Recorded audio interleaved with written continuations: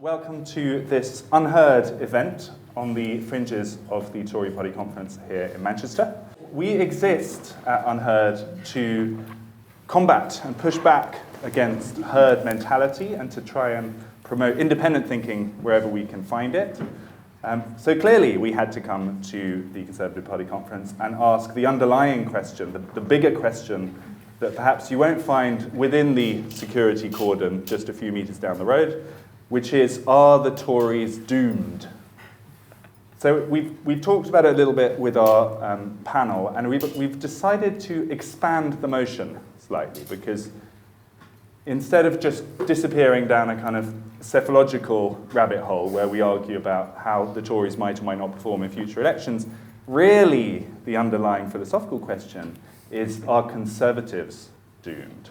So the success at the polls of the Conservative Party may be a big feature of that, but it's not the whole question. And so we've sort of opened it out a little bit. And I think our panel will have very interesting things to say about it. So without further ado, let me introduce them to you. To my right is Team Doom. We have at the end a face many of you will recognise, Peter Hitchens, who has not attended Conservative conference for, I think, 10 years. Is that right? Something like that, yeah. So we have managed to lure him back to discuss the demise of this party. He is joined by Ed West, who is our very own in-house doom-monger. He actually literally wrote the book, Small Men on the Wrong Side of History, Tory Boys, which was published last year during the pandemic, and is still available at all good bookshops. On the more sunshiny side of things, those people who think that the conference down the road is not meeting in vain, but there is something to hope for, is Miriam Cates, MP. She is MP for Stockbridge and Penistone, is that right? Penistone and Stockbridge, yeah. sorry.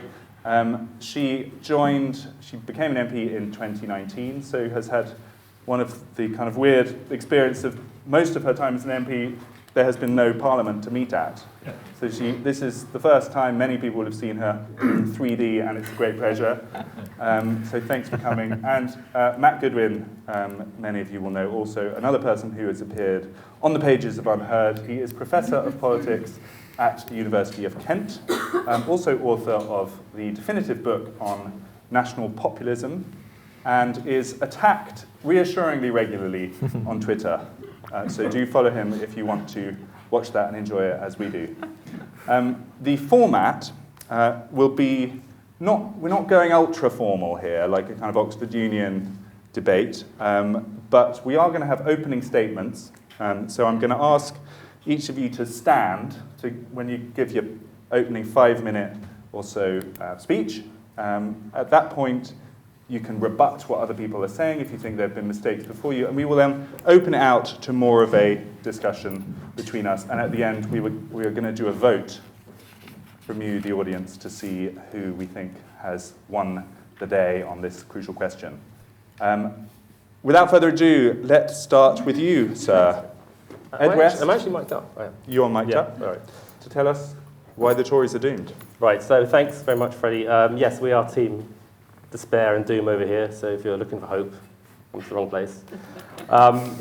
So this is the subject of my book, and probably quite a few articles I've written down the years, on what I see as a big seismic shift in culture over the last 50 years, which inevitably has an influence on our politics. And when the book came out in March, obviously, first week lockdown, terrible timing. But it's also terrible timing because a lot of people said, well, how can you say that conservatism is doomed? The Tories have just won their biggest election victory in 25 years. And yes, that does seem paradoxical. And I think today I think Matt was tweeting there's 135th election lead for the Tories in a row. And it might seem counterintuitive at the time when Labour seems so unelectable and kind of clownish, and you watch the Labour event in Brighton and they're debating definition of woman and the cervix, whatever. But my basic idea was that the traditional concept is that people get more conservative as they get older. And I found that when I was in my mid-30s, the people I knew from school, university, and my local area, actually the opposite was happening. I thought we'd get to mid-30s, we'll all be, joining the golf club and, complaining about political correctness, but it was kind of the opposite. They were much more, on any kind of social issue, they were much more liberal than they would have been when they were 20. So I saw as well that this was especially true in things like the professions. So like doctors, traditionally doctors tend to be quite conservative, quite right-wing. Much more so in America, but also in Britain. Now that's very much the opposite. Under 30 doctors, overwhelmingly left of centre. Academia is obviously like the most extreme example. That was like 3 to 1, and now the ratio is probably 15 or 20 to 1 in some areas. And these are like the children of the natural Tories, the sort of middle class, the upper middle class, people who would have instinctively been sort of the backbone of that. And so the more I looked at it, it's the same in America, where there was a big generational shift. People born after around 1975 to 1980, and even more so much later, their views on social matters were much more liberal, and it had a lot from, I think, to the decline of religion, because in Britain, the sort of Conservative Party is so linked to the Church of England traditionally, and also once people stopped having religion, and obviously religion has been in decline for a long time in Britain, but now it's got to a point where it's kind of people's moral sense is now their politics, and so politics takes the place of religion, and that politics is kind of centre-left. So that's the kind of norm amongst people born, under 45. So the counterintuitive thing is that, okay, the Tories have just won, and because politics is realigned, the Tories have a majority, because the Labour Party has like this kind of solid 25% population who are sort of quite progressive, but it's just not anything like enough to win an election. And they also tend to all congregate in the same constituencies, which are really unhelpful. So my constituency, which swapped sides 6 times in the 80s and 90s, is now like 75% Labour, which is really unhelpful for them. But all the trends are towards Labour. So all the groups which tend to vote Labour are rising in numbers: the young, renters, the childless. The more urban people become, the more modern they become, the less conservative they do. It's kind of a trend, and I wouldn't go as far as to say that people saying, Leave voters are sort of dying out, but in the long term, there doesn't look like any sign that people are becoming more conservative. So, I mean, where does that leave the Tory party? I think for the next 2 general elections, they still have a huge advantage. And the counter-argument to mine is saying, well, you're talking about sort of social circles which are very upper middle class, based in London, which is true. It's not representative. I live in like the most awful progressive part of London. Well, I'm like a complete freak politically, but most people do tend to start to imitate those who are sort of more higher status than them, and so people will start to adopt these positions on most things. Inevitably, that's happened in every society. The high status people follow their ideology, follow their religion. So the nightmare vision of the future is like, Twitter. So Twitter isn't Britain, but I think Twitter will be Britain in like 2030 or at latest 2040. And that's going to be a hell of a place to be. So.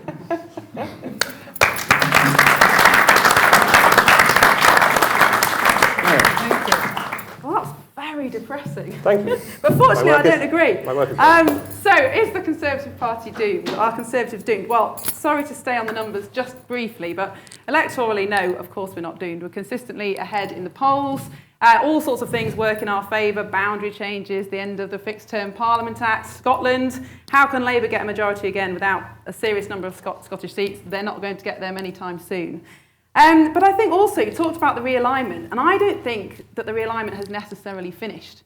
And you look at Hartlepool, a seat that we didn't win in 2019, that we have won in a by-election recently. And we talk about these red wall voters. Well, I was born and brought up in Sheffield. I grew up in the 80s and 90s. I can remember the hatred of Thatcher in the playground of my primary school. We learnt rhymes about how horrible Thatcher was, how evil she was, and how much she hated working people. And now I was elected in 2019 as the first Conservative MP to represent a Sheffield seat in nearly 30 years.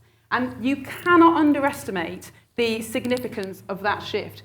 Voting Labour was a generational commitment for generation after generation after generation. And now that commitment has begun to be broken. Perhaps the Brexit Party was the kind of gateway drug. But now that commitment has begun to be broken. Who knows where it will end. And actually there's been a social change in how socially acceptable it is to vote Conservative. So I'm not at all sure that that realignment is finished. I mean, who knows, you can't read everything into one by-election result. But I certainly think that our electoral prospects are not at all dim. And Boris, he cuts through the class barrier. He came to Stocksbridge, steel town in my constituency, been Labour for generations until relatively recently. On the side of a building was "Get the effing Tories out." And here comes Boris to a hero's welcome, people shouting, "Boris, Boris." I mean, it was electric. You would not believe this is a Stocksbridge steel town. And I think, obviously, I come from this place and I've felt the change, but you can't underestimate the significance of this shift in the kind of northern red wall working class vote towards conservatism. So we're not doomed from an electoral point of view. But is conservatism doomed as a movement? Well, I think we need to park COVID, because there were a lot of decisions made in COVID that weren't conservative. I voted against extending the regulations. I voted against compulsory vaccination for care workers. I'm concerned about vaccine passports. But I think we kind of need to just park it as a wartime experience. It wasn't conservative, but the whole of the rest of the world responded in a similar way, and we need to get back to conservative government. And I think there are signs of hope that we are doing that. But the question is, what is conservatism, isn't it? What can we agree on as conservative? Was it Thatcher? And I know a lot of people at party conference see Thatcher as kind of a pinnacle of conservatism, but I don't think she was conservative. I think she was radical. I think free market capitalism actually led to our period of greatest unpopularity, especially in the north, and it created, sadly, some of the inequalities that we're now trying desperately to reverse. So how far do we go back? And I suppose I would settle on a traditional one nation view of conservatism, about preserving what's good, the good things about our society and our institutions, and having really good social and economic policies for ordinary working people. And that is summed up in the vision of levelling up. What more conservative policy is there than levelling up? It's about giving people opportunities. It's about giving people hope. It's about not a handout, a hand up, another well-worn phrase, but it's absolutely true. And you look at things like the Towns Fund. In Stocksbridge, we've had the Towns Fund. £25 million of government money, but not prescriptive. The community has got together. We've got the private sector, the public sector, the third sector, consulted with the community, decided how we want to spend this money in the way that will best benefit Stocksbridge, both now and in the future. And that's been given the go-ahead. It's a very conservative way of levelling up and giving opportunities. Are all our policies conservative? No, they're possibly not. But do we have a conservative vision? Are we heading in the right direction? Yes. I think there's more we can do. I think we are not doing enough on family policy, for example, a very conservative institution. But on Ed's point about conservative voters kind of naturally dying out, education is the big divide, as you said, in voting at the moment. But actually, one of the things that our further education plan is seeking to do is to re-establish further education or technical training at the heart of education. And if we move away from this obsession with education, with universities and the status of university education, then I think we'll get back to a much more conservative base in future. And if we can fix the housing crisis and get more people owning homes, then again, we've got more potential conservative voters. So let's hope Gove can sort that out for us. So yes, we are conservative. We've had a blip in COVID, but we've got great electoral prospects. We've very much got conservative values at the heart of levelling up. So I think conservatism is alive and well.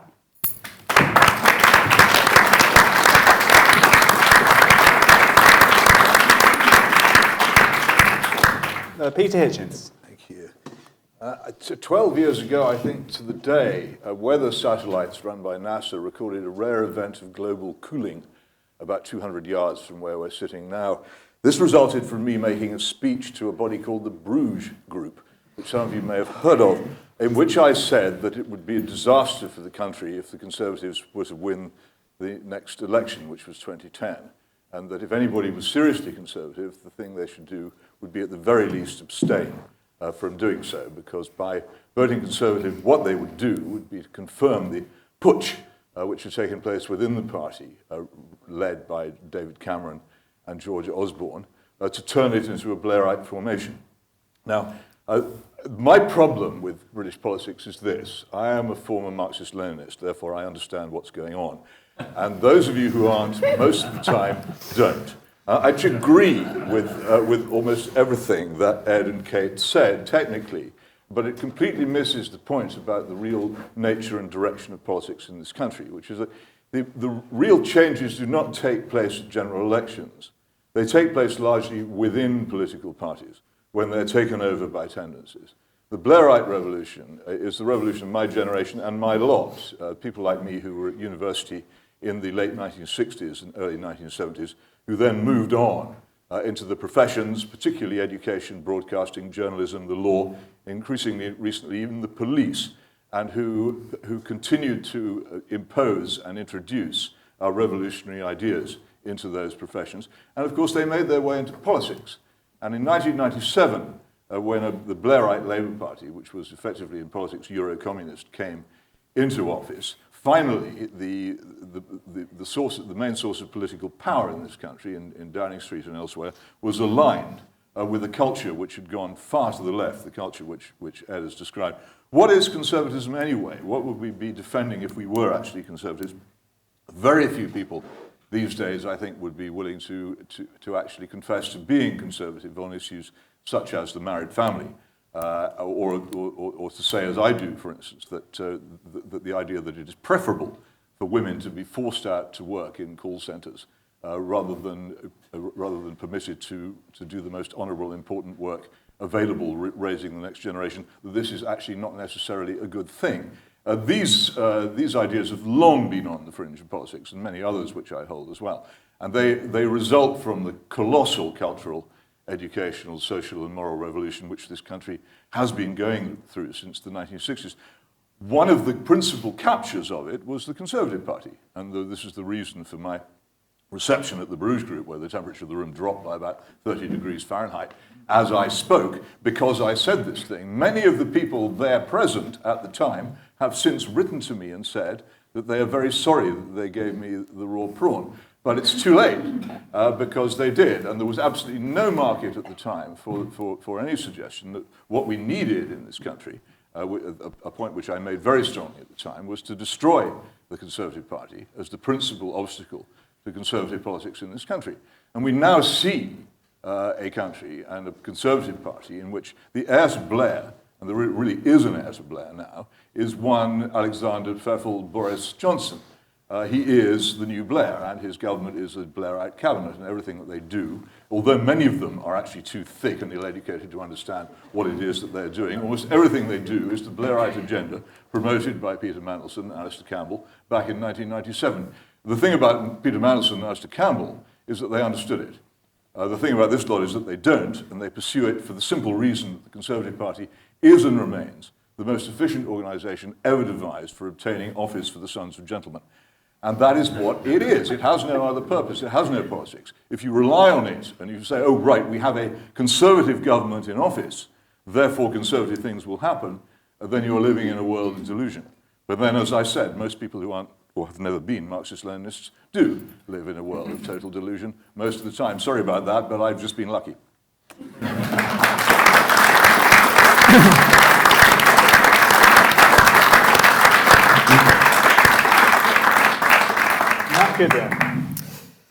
Well, thank you very much to Unheard for the invitation, and thank you to my co-panelists for setting out some interesting thoughts. And I'm not a Marxist-Leninist, Peter, but hopefully I've got some... You might be without knowing it. That's the problem. Okay.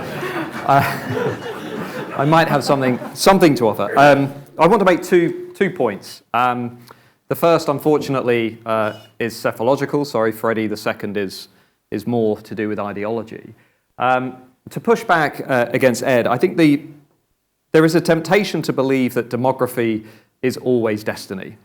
And if you've been following the debates about politics for as long as political scientists older than me have, from the 1950s, there's always been an argument that demography will inevitably favour the left. And clearly, as we can see around much of the world, actually the reality is more complicated. At the last election, for example, the tipping age at which you became more likely to vote Conservative fell from 47 years of age in 2017 to about 39 years of age in 2019. We've seen Boris Johnson and the Conservative Party become, in relative terms, a more working class party, a more non-graduate party than really any previous Conservative Party since before the era of Margaret Thatcher. The North-South divide in British politics has closed for the first time since 1997. And we've seen the Conservative Party branch into areas that the Conservative Party has either not held since the 1950s or never before held in history. These are things that we haven't seen before, and if you look across the Atlantic, we've also now seen a conservative movement making inroads into groups that we were always told would never vote for the Conservative Party.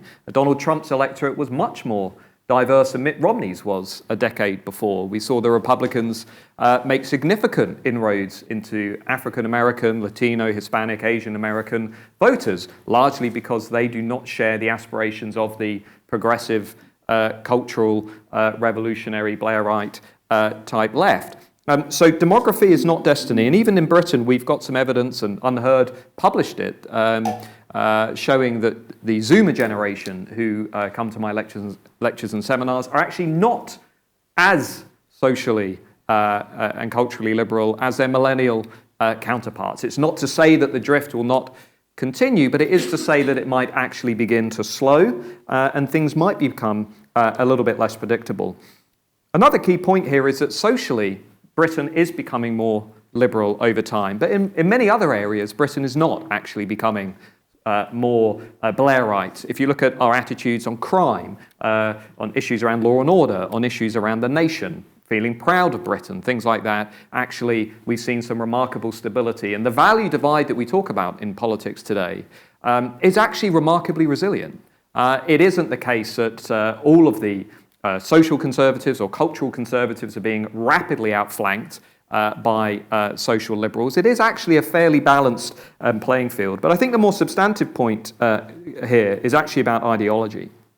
I think sort of Peter and Ed have talked as if, the Conservative government is essentially the same as Blair and the New Labour revolution. I just don't think that is true. What we've seen, in particular since 2019, less of it since 2017, is, I would argue, the first serious pushback against a political consensus that has arguably dominated this country really since the era of Thatcher. I mean, things morphed and changed in different ways. I think the Conservatives introduced economic liberalism and Blair and New Labour introduced cultural liberalism. But for the first time, we have a government that is serious about shifting the dial away from London and the graduate class. Miriam has already mentioned some of the key policies, investing in vocational technical education, the lifetime skills work, the adult skills initiative. If you're a non-graduate, there has basically never been a better time to be in the UK. On immigration,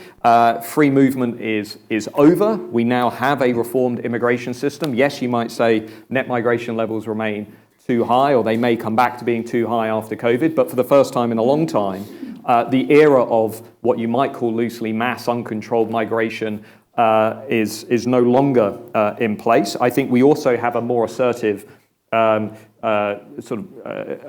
willingness to speak about the positives in Britain, not just cling to a very civic nationalist mindset that talks endlessly about redefining Britishness around multiculturalism, around the celebration of diversity. I think we have a political class that is more willing to talk about the positives in British history.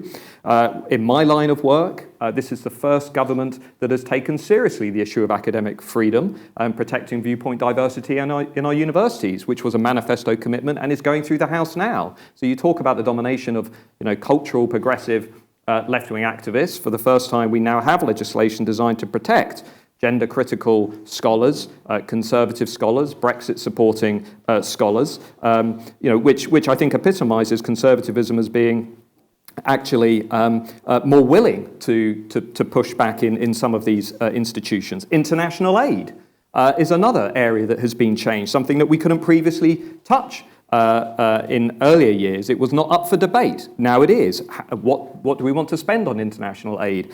Where do we want it to go? Peter talks about family. If you read the racial disparity report, that was the first serious attempt to discuss other factors that contribute to disparities between different groups, including family breakdown. We're now having a conversation about those things. And lastly, in terms of heritage and history and tradition, I do think we've entered an era where Conservatives are publicly rediscovering the ability to actually talk about what is positive in Britain and also in particular within England. I think that conversation is open in a way that it wouldn't have been open had New Labour or the Blairite tradition continued. And it isn't actually, I don't think, a party that is just full of the sons of gentlemen. We've got more Conservative MPs today from a comprehensive school, state school background than we've had for a very long time. The Conservative Party actually now has fewer graduates than the Labour Party. So the profile, I think, of politics, it's not perfect and it's still ridiculously disproportionately dominated by elite groups, but it is beginning to change. And I think that is reflected in our political discussion, not only in terms of what's happening at elections, but also ideologically.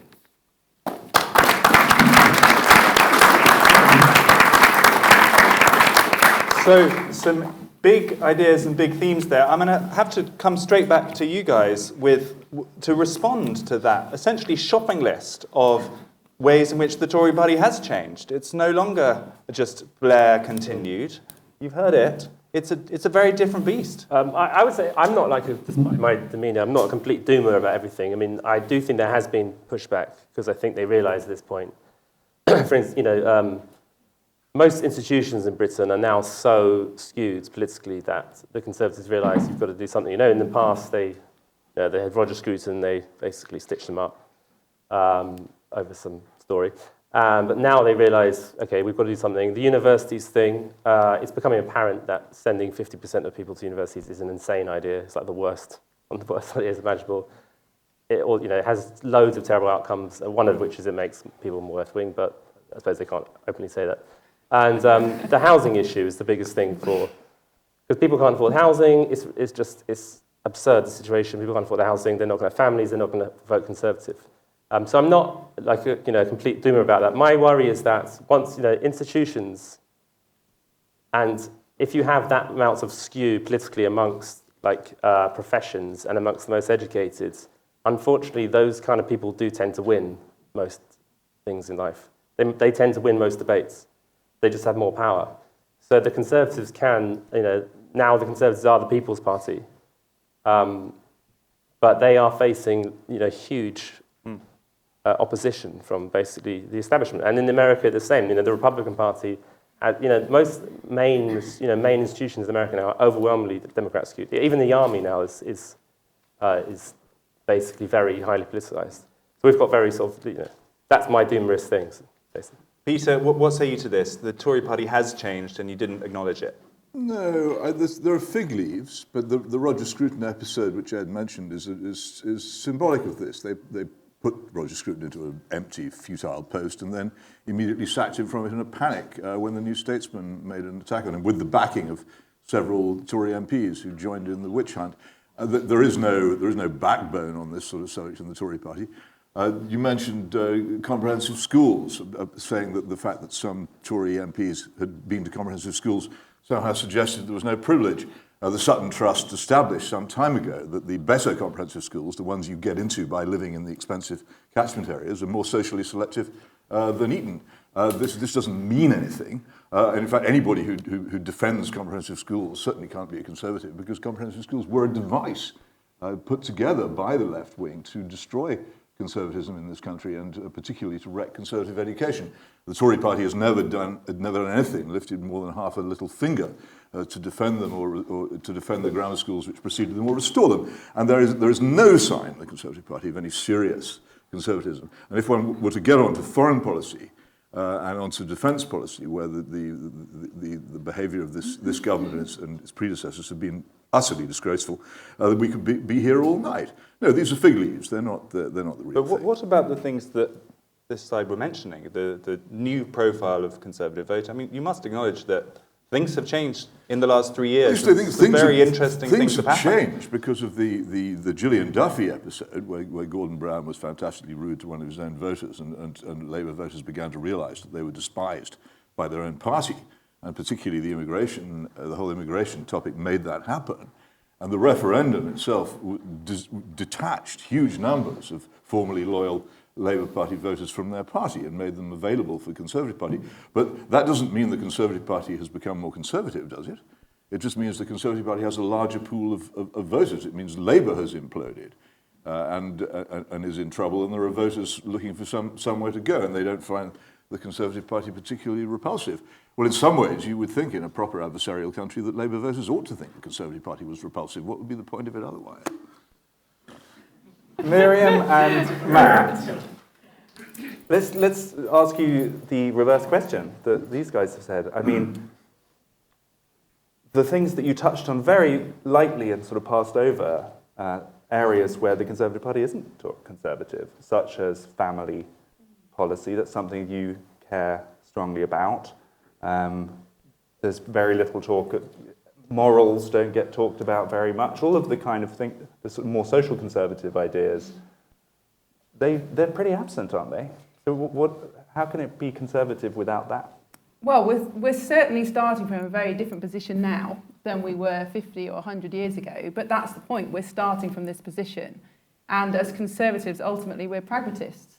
And I suppose the question is, how do we get from here to what we would see as a more conservative agenda or more socially conservative agenda? And actually, I think a lot of people, particularly in constituencies like mine, have very conservative principles. I think we as a party are very bad at talking about them and articulating what we mean. So family policy, for example, people are so conditioned in this country to a particular taxation system, individualistic taxation system, where it's actually quite hard to form a family, and people don't realise what it's like elsewhere. They have much more family-friendly policies. Now, I think our job as a Conservative Party is to be much more articulate about what's great about the family and what policies we could have. And people like Andrea Leadsom are starting to do that with her early years review, and other people are starting to talk about these issues, family hubs, bringing the community together. So I think it's not that people are necessarily not conservative, it's that we've become so bad at talking about those conservative values, so bad at articulating them, that we almost don't have a language for it anymore. And I think we're finding that again.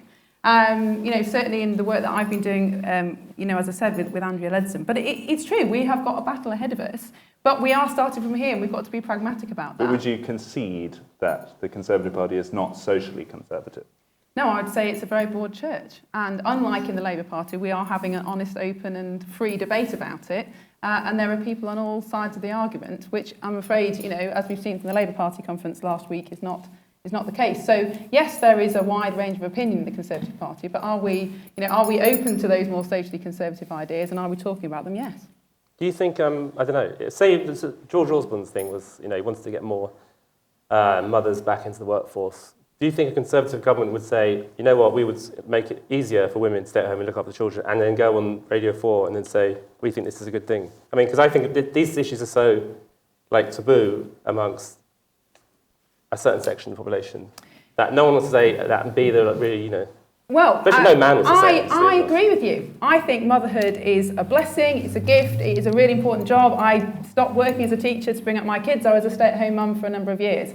And I think the problem is that society, not the Conservative Party necessarily, but society as a whole, has reduced parenting to childcare. And parenting is a heck of a lot more than childcare. It's about passing on your virtues and your values. And I think, yes, the successive governments have pushed both parents full-time into the workplace and has created an enormous amount of problems in society. And you're right, saying, actually, maybe it's better for parents to stay at home more in those first few years of a child's life is difficult, but these are the kind of discussions that we are having in the Conservative Party, which just isn't happening on the left. So I know it's not a very promising picture, but it's certainly more promising than what's happening in the left. And, and again, when you talk to voters in the red wall, sorry to use that phrase again, but people innately understand this, and people choose family over work. And I think this discussion about getting women into the workplace has been a very elitist discussion because it's been about women with careers. Most women don't have careers, they have jobs. So if you have a job that you're actually not putting your life and soul into necessarily, is it worth leaving your children in childcare to do that job when you're barely covering the cost of that childcare? No, it isn't. And so many women choose not to have the career, they choose to have the children instead. So yeah, I'm not saying it's an incredibly rosy picture, and there are many people actually in our party on the backbenches who are working to talk about these things. But the point is, there is a debate. It is chiming with people, with voters in the country, and so we're making progress, which is hopefully a good thing. Matt? Yeah, I mean, I certainly think there is a there is a consensus internationally that the political project that Peter and Ed have talked about got a lot of things wrong. And I think that if you look at economics, for example, there's now a consensus that third way Blairism, hyper-globalization came with some huge costs to local communities, especially working class communities, especially areas outside of big cities and university towns. I think there's a consensus that the left is in trouble with what you might call radical woke progressives. I think there is a view that the Democrats should have done much better in 2020 than they did, and that ideologically they're going up a cul-de-sac. They don't have the answers to some of the pressing questions. So the flip side to this debate is if things are doomed for the Conservatives, they should be rosy for social and cultural liberals. And I don't see it that way at all, actually. I think the arguments that are being presented on the other side are deeply detached from mainstream public opinion. And you can see that in the surveys in Britain. Most Labour MPs, for the first time in British history, John May in 1973 came up with May's Law, which was that party activists are the most radical and party MPs and party voters are the moderates. For the first time in British history, Labour MPs are now the most radical, more radical even than their activists, who last week voted 70% against the AUKUS deal, which was remarkable. And I think we also can see in some of the surveys from King's, Frank Luntz's work at CPS, among others, that the social, cultural, liberal end of the spectrum has become so radical that it is now looking quite threatening to a lot of voters. And I think that's a huge opportunity, actually, for conservatism to have some of the discussions that we've been talking about. We are actually beginning to talk about family breakdown in a serious way. I mean, I was working with the Education Committee on working class children, which pointed specifically to that issue. And these are I sympathise with Peter's point. These are fairly small things in terms of the wider landscape. But the other way of thinking about them is actually perhaps they're seeds that are growing into a different debate, perhaps a debate that we've not had before, or at least in recent history about these issues. You can't look at what's happening around the disparity of outcomes among different groups and not involve the family at some point. That debate is inevitably going to have to happen. And I think it is starting to happen. So I'm perhaps a little bit more optimistic. So it occurs to me, and just to kind of chime in here, that what you're describing is a party that is succeeding because it's identified a new kind of electorate, but there's not that much that's very conservative about that new electorate. They reject this kind of outlandishly radical liberalism. Doesn't mean that they're conservative, they're just not extremely liberal. They're very comfortable with massive state intervention, massive government expenditure. They are voting conservative, but are they conservative? I think the new 2019 electorate in many ways is very conservative. Johnson mainly pulled down the red wall because he tapped into voters that wanted to leave the European Union, dramatically reduce migration, were very proud of their country, and I think were deeply alarmed by the direction of the Labour Party, which they saw as a threat to the nation, which is one of the most conservative views you can have. So I don't think these are a new breed of voters that somehow don't fit on the landscape. I think in many ways they are conservative. But also remember, Freddie, Britain as a whole, I mean, one of the remarkable things about the last decade in British politics is Britain as a whole, there is a liberal drift taking place. I mean, I don't disagree with Ed on that. We are gradually becoming more liberal. Yet the Conservatives have somehow managed still to dominate electoral politics and push through, particularly since 2019, some fairly important things. And that's quite a remarkable But that is because they've embraced the liberalism that Ed talks about. That's they have become what they beheld. You lot are far to the left of Maurice Glassman and Paul Emery and the blue Labour people in the Labour Party, and you'll stay there. So the things that you mentioned are so trivial and minor, and you know will come to nothing. The direction of the Tory party is perfectly clear. Take one simple issue on which anybody who's conservative must be at the very least highly sceptical, the issue of man-made global warming and the policies which this government has adopted to supposedly to combat it.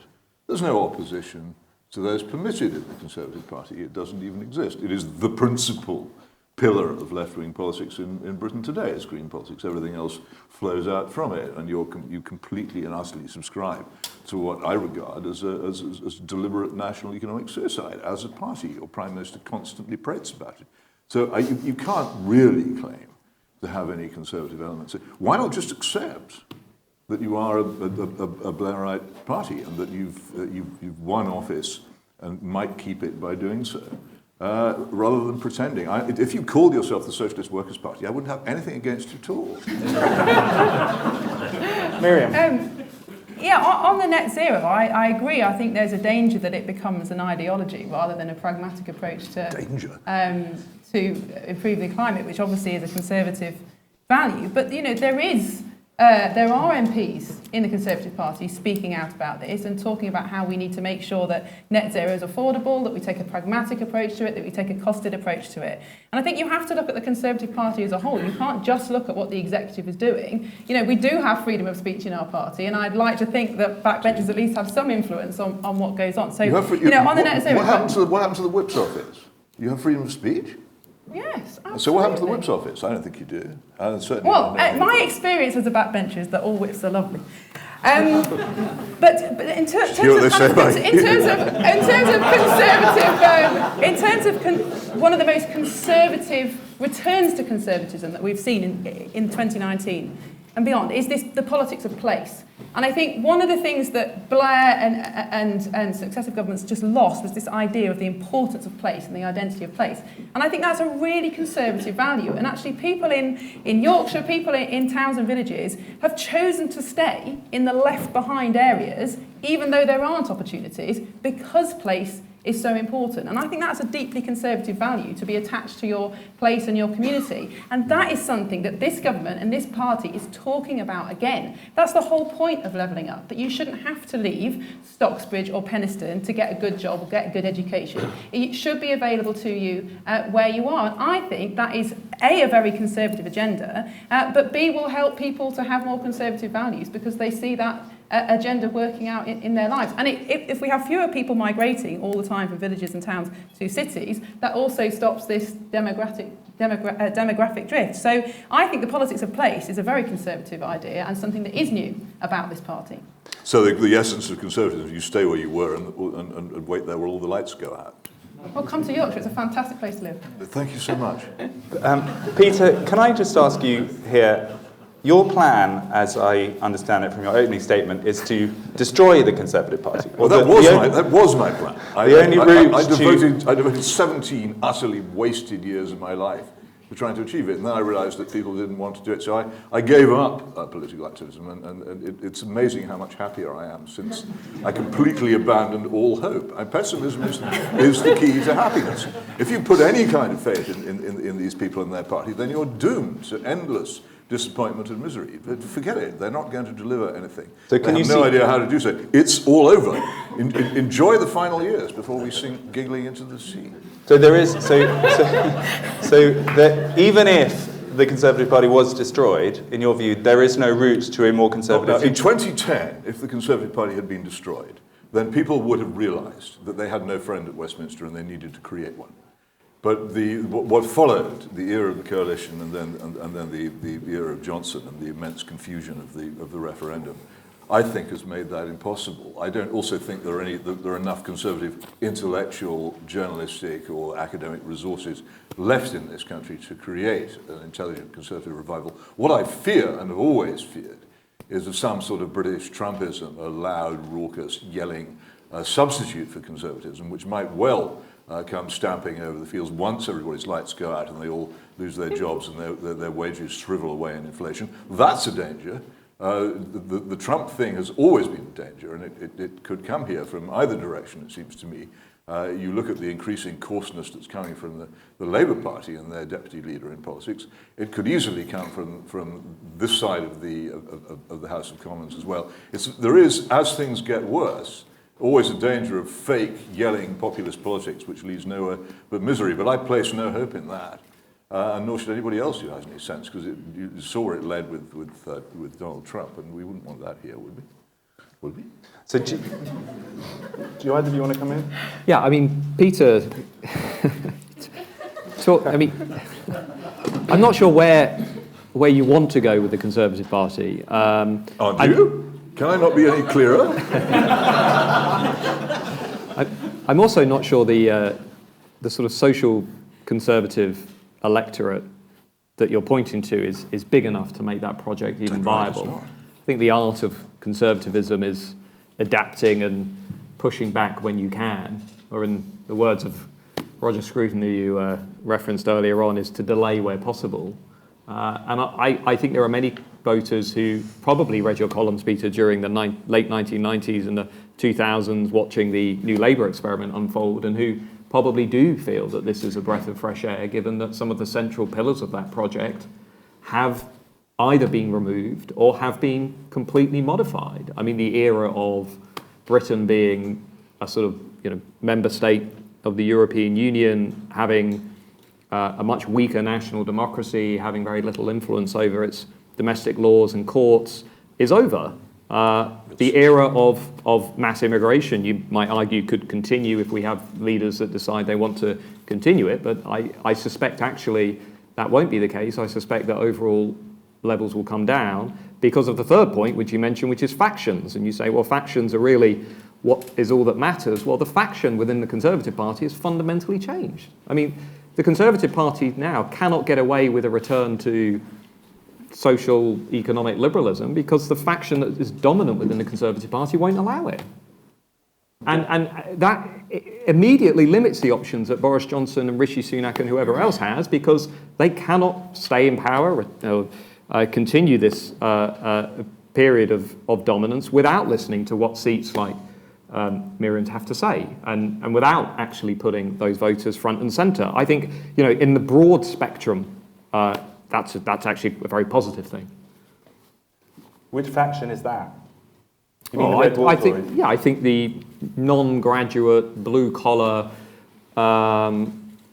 culturally conservative. But we actually, Unheard, we did a series of interviews with new intake MPs just before the pandemic, and we never got around to finishing it, but it was stunning how Thatcherite and libertarian they all were. Thought these people from the new Red Wall seats, we were expecting all of this kind of talk of, more state interventional cultural conservatism, the Goodwin phrase of leaning left on the economy and right on culture. I think that's. We didn't see it.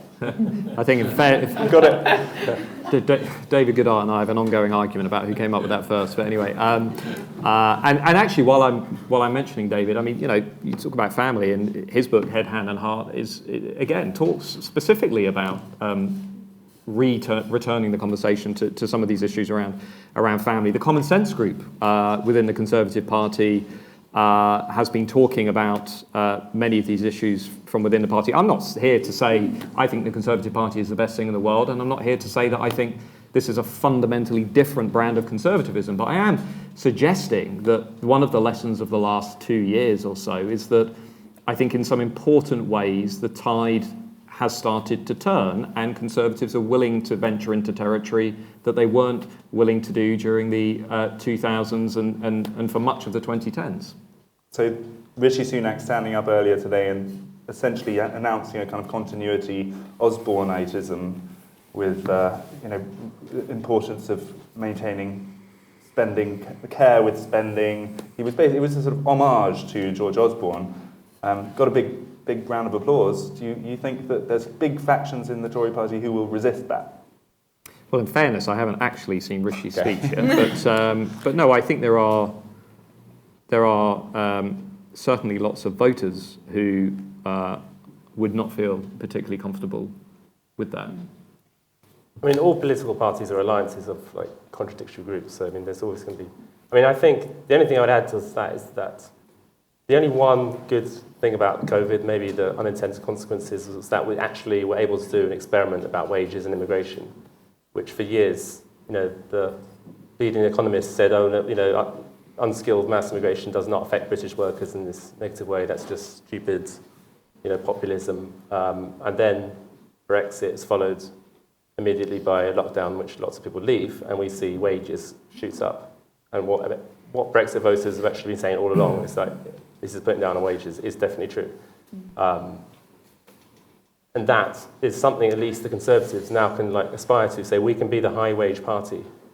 We can make family life affordable, you can get a decent wage. We're not going to stand, and I don't think they would have done that if it wasn't for the free currents of COVID. I think they would have just probably moved to continual, six-figure numbers, but from outside the EU. It'll be interesting to see how they create the flourishing manufacturing industry employing all these people on high wages, which they destroyed so systematically in the 1980s. I don't know quite where that's going to come from. I didn't especially especially after the economic suicide of the COVID. Well, no, but people are going to other things. People's wages are going up in every area, and that's, so prices. You're sounding rather optimistic, Ed.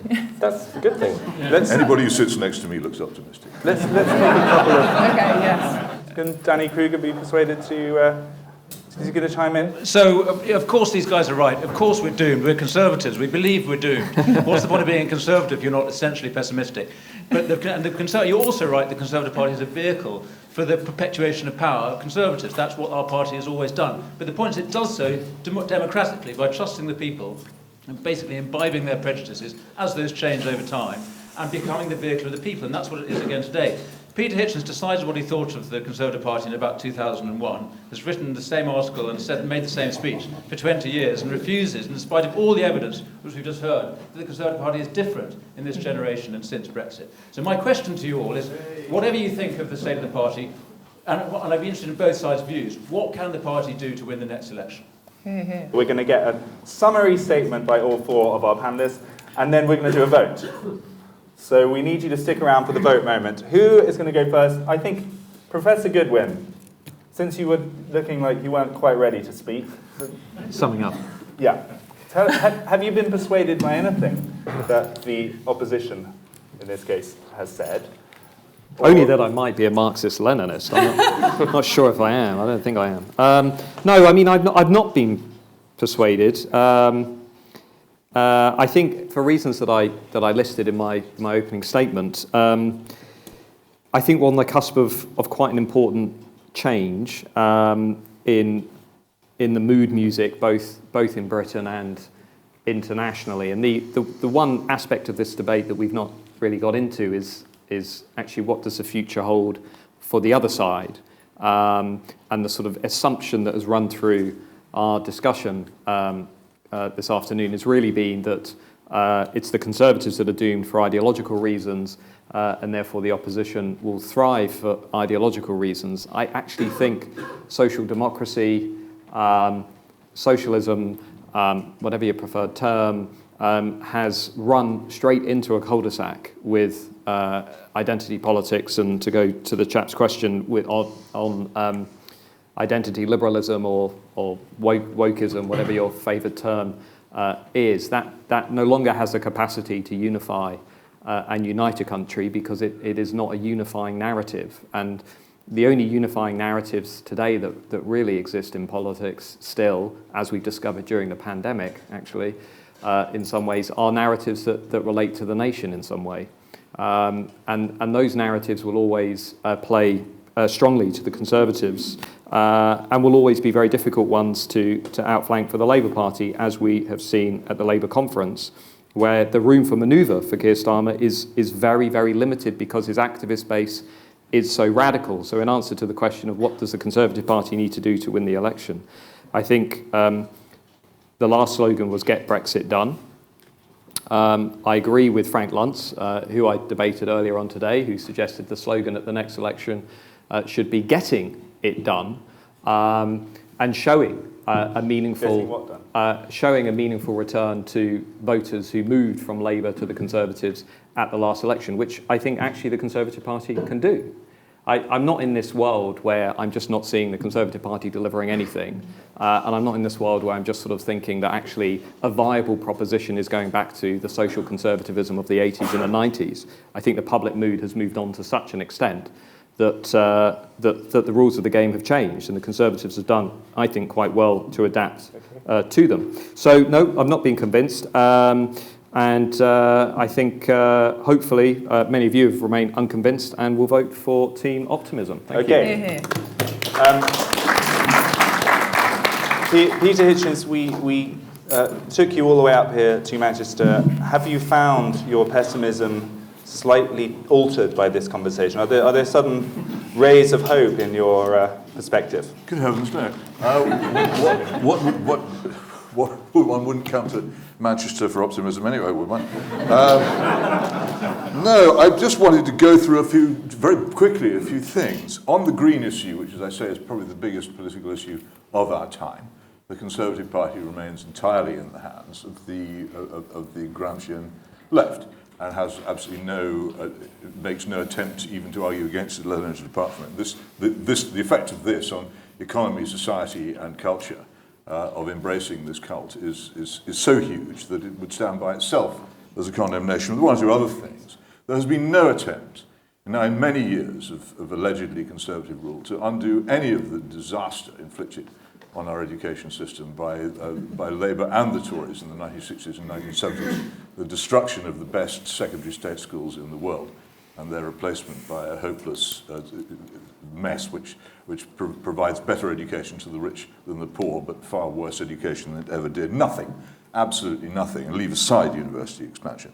Defence, an absurd clinging to a ridiculous Cold War superpower weapon when the Cold War has been over since 1990 and we are not a superpower. While the actual effective navy melts away to levels not seen in recorded history, and our army is now rather smaller than the token force permitted to Vichy France by Hitler. These are conservative issues on which the Conservative Party has nothing whatever to say. And ultimately, as I've said for a long time, the Conservative Party would guillotine the monarch in Trafalgar Square if it thought that it would keep it in office. I see nothing. This is not a joke. I mean, they're perfectly capable of it. There's nothing they will not do for office because they have no other principle but office. And if this hadn't been demonstrated before the era of David Cameron, it has been demonstrated since, there is no truly valuable policy that any serious Conservative would wish to see done, which the Conservative Party has not either deserted or actually spat upon in my lifetime. And why should anyone hope for anything else? I think I was accused of writing the same article since 2001. Well, you haven't read them, obviously, because they haven't been the same. They've gone into a lot of detail about the cumulative disaster of this. But the other point that I would make is asked, should the Conservatives win? Can the Conservatives win the next election? I don't care. What difference would it make to me as a Conservative whether two Blairite parties, which of two Blairite parties, runs the government? One which has totally embraced equality and diversity and political correctness at all points and green dogma, and another which has totally and completely embraced political correctness, equality and diversity and green dogma. Why should I care? Why should I make any effort? I would like to be wrong. Part of the reason why I continue to say what I say about the Conservative Party, that it should be destroyed, that there is no hope, is that possibly people seeing this might realise that there is absolutely no point in putting any faith in this ridiculous organisation, but that they might conceivably find some hope in proving me wrong and showing that there is in this country enough of the spirit to undo the terrible damage that has been done over the past 50 years. But I see no sign of it, and I have to say, I'm sorry to say, that coming to Manchester hasn't altered that one bit.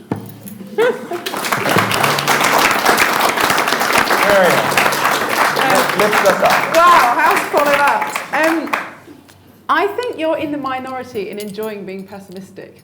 And I think most people want hope. And I think that's what actually the Conservative Party does offer people in the levelling up agenda. I know I've said it a number of times. But we do have a vision as a party. We're not carrying it out perfectly. Of course we're not. We're not starting from a perfect place. We've got plenty of difficult decisions ahead of us. But we do have a vision and we do have hope. And I think that is what will draw people to vote for us at the next election. And I don't think it's true that we haven't rode back on some of the liberalising agenda. When we've stood up against reforming the Gender Recognition Act, Sajid Javid on Twitter last week come out about the science of what is a woman. It's not true that we're not standing up against these things. And I think the Conservative Party will become the party of women's rights very soon. And that's, in some ways, that's quite unbelievable. But I think that is where we're heading, looking at the Labour Party. So what do we need to do to win the next election? Well, I think we've got to deliver.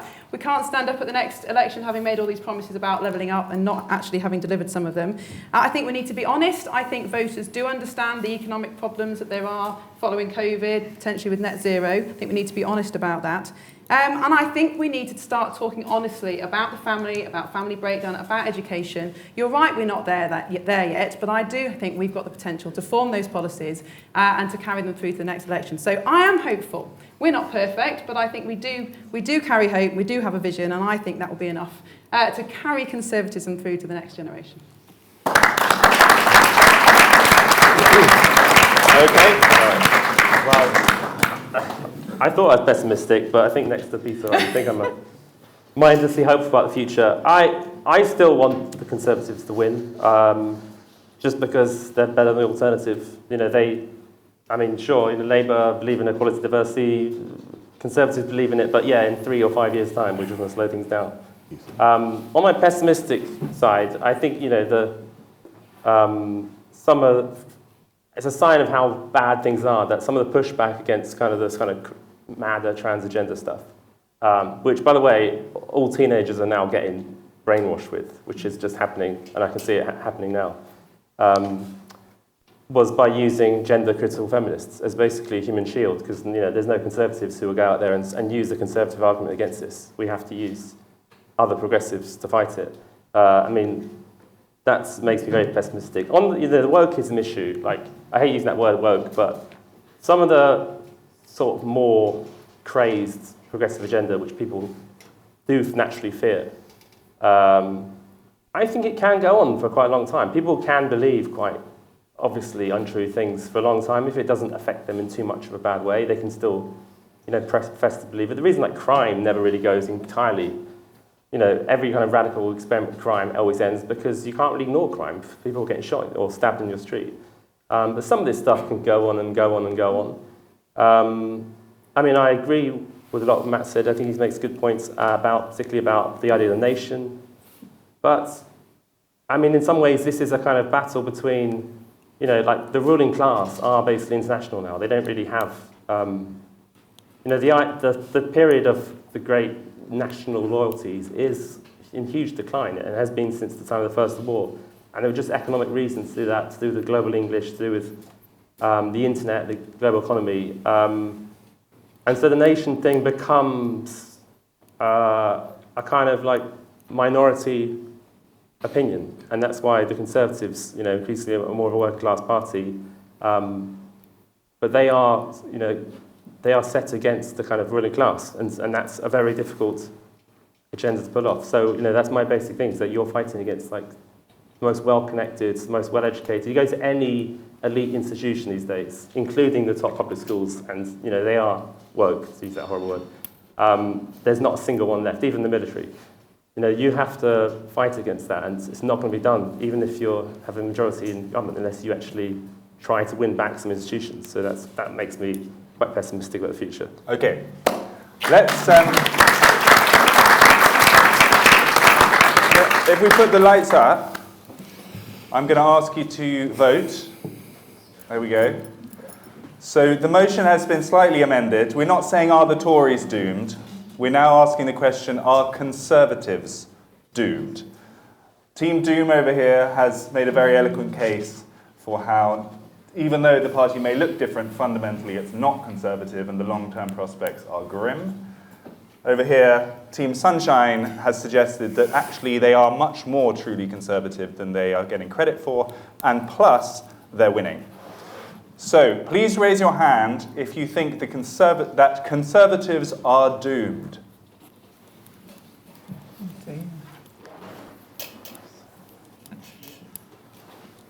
Okay, I'm going to try and do that without an exact count, but I think that might be more than half the room. Let's see the other half.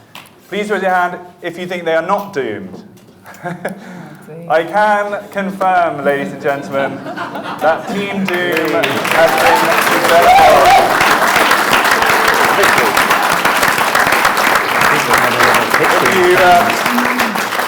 If you came here for hope, we have not delivered it. Quite the reverse. But thank you so much for coming. You found it. It was great to see you. This was Unheard. Check us out on unheard.com.